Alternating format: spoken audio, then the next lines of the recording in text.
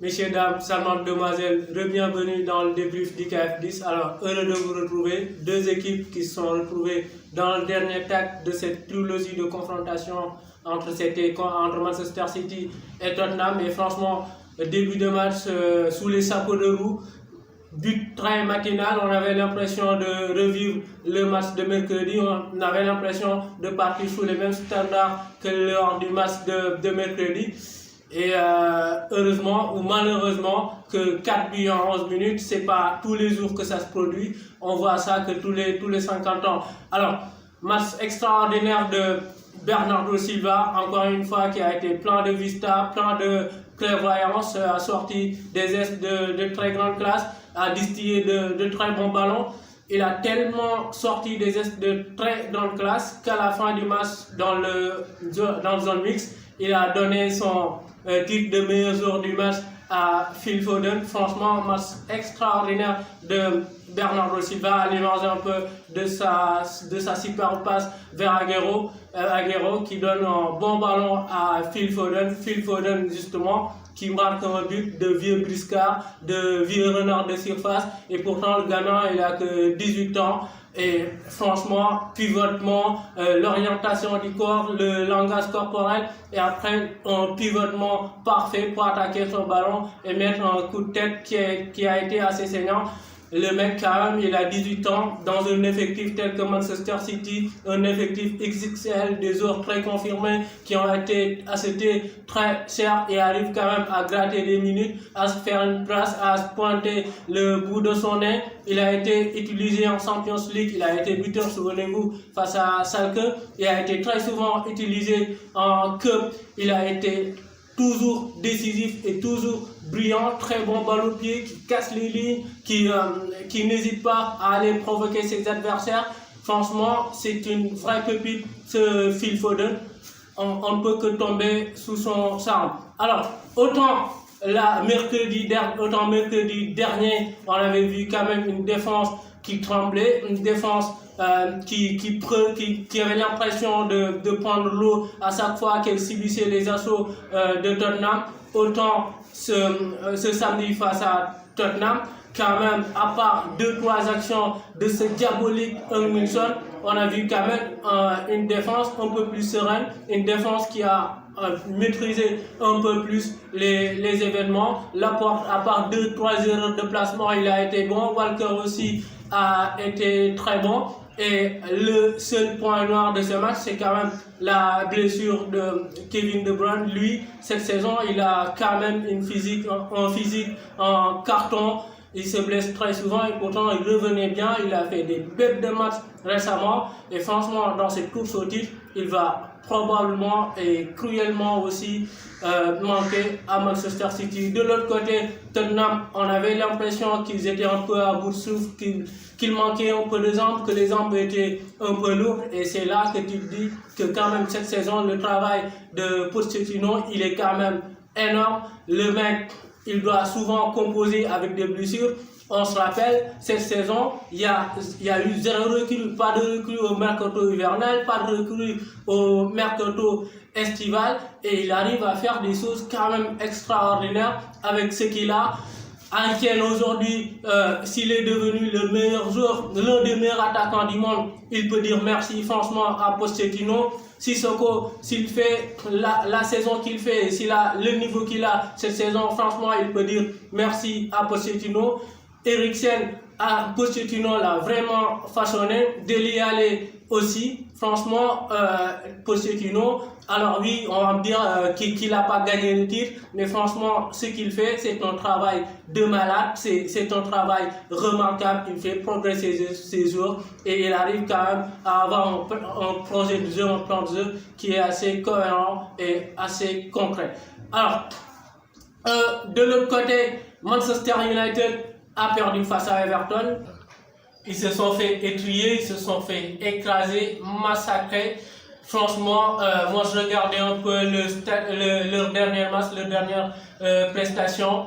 10 matchs, 4 victoires, pour 6 défaites. Et les victoires, c'était franchement ric-rac sur le fil. Face à Southampton, ils gagnent sur le fil. Face à Cardiff aussi, c'était sur le fil. Face à West Ham aussi, c'était sur le fil. Cette équipe a perdu un peu ce qui faisait sa force, c'est-à-dire l'état d'esprit.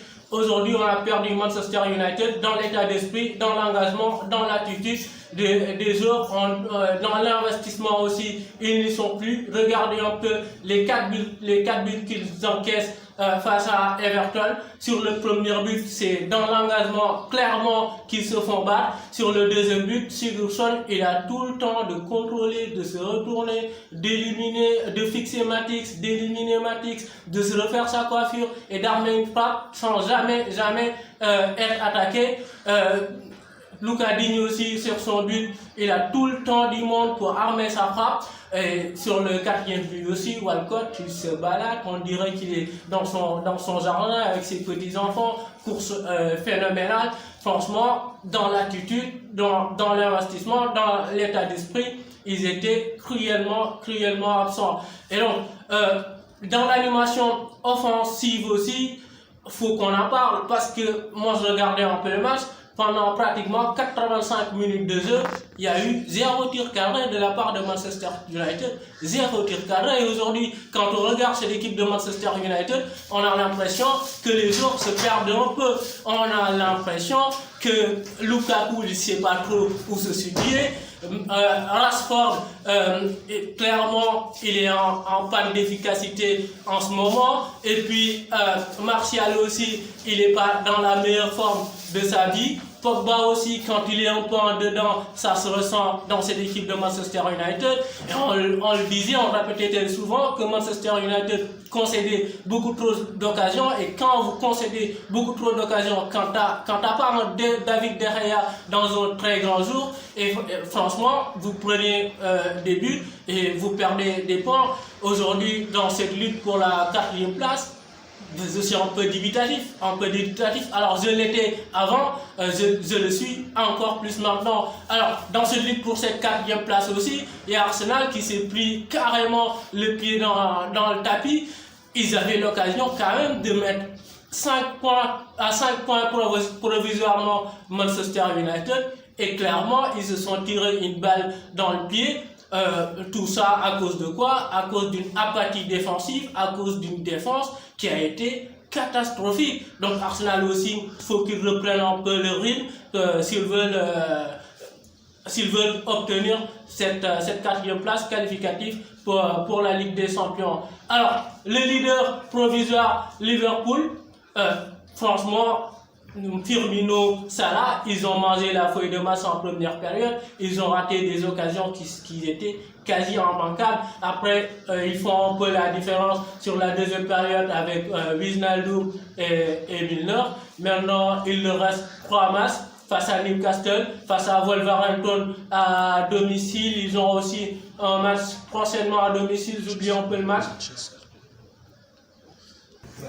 Voilà, ils ont Huddersfield aussi prochainement à domicile. Je m'étais un peu perdu sur ce coup-là. Alors, eux aussi, ils ont rempli leur part du contrat parce que, comme on l'a dit, il faut qu'ils gagnent tous leurs matchs qui restent et après regarder vers Manchester City. Alors, direction quand même l'Italie avec la Juventus qui a été sacrée championne d'Italie pour la 8e fois consécutive.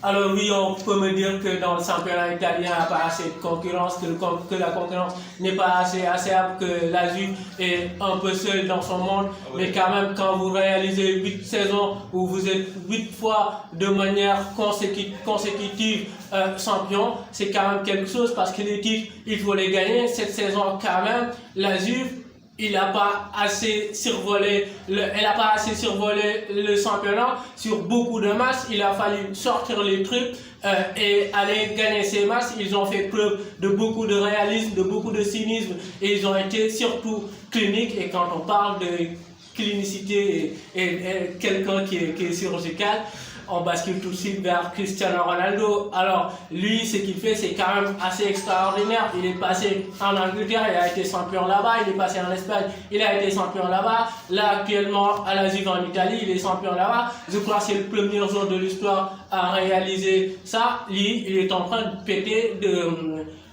tous les records possibles, et franchement cette saison il a eu un peu de mal au début, le temps de s'acclimater, le temps de s'adapter. Après, comme il dit, les buts c'est comme du ketchup, quand ça commence à arriver, ça arrive, ça s'empile, et il a vraiment empilé les buts. Il a connu une série de matchs incroyables, marqués à chaque fois. Il a battu quasiment beaucoup de records cette saison.